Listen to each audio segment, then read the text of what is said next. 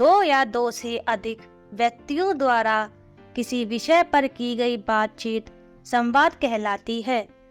नाटक, एकांकी तथा सिनेमा संवाद पर ही आधारित होते हैं। संवाद जितने रोचक, सरल व भावानुकूल होते हैं, उतनी ही अभिव्यक्ति सक्षम होती है। संवाद लेखन के समय भावों की सफल अभिव्यक्ति के लिए उचित विराम चिन्हों का प्रयोग किया जाना आवश्यक है। संवाद लेखन के कुछ उदाहरण इस प्रकार है। 1. समय का सदुपयोग विषय पर पिता तथा पुत्र के मध्य संवाद।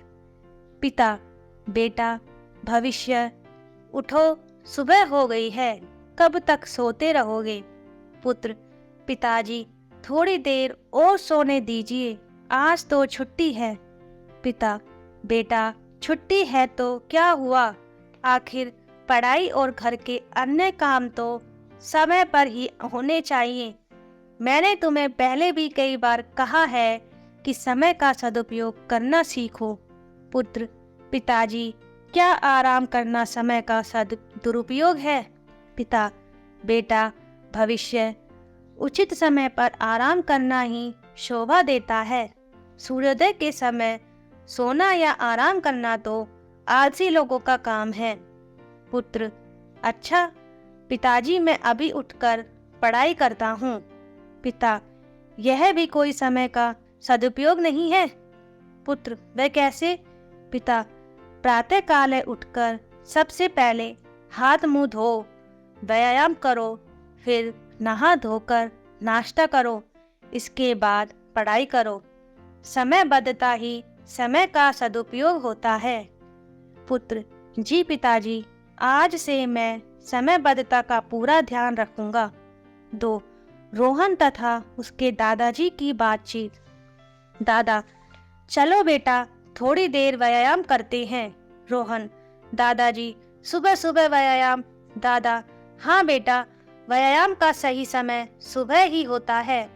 रोहन: पर इससे क्या लाभ होगा? दादा: व्यायाम करने से शरीर स्वस्थ रहता है। रोहन: दादाजी, मैं तो वैसे ही स्वस्थ हूँ। दादा: यह तो अच्छी बात है, लेकिन अगर लंबे समय तक स्वस्थ रहना है तो रोज व्यायाम आवश्यक है। रोहन: व्यायाम करने से क्या होता है?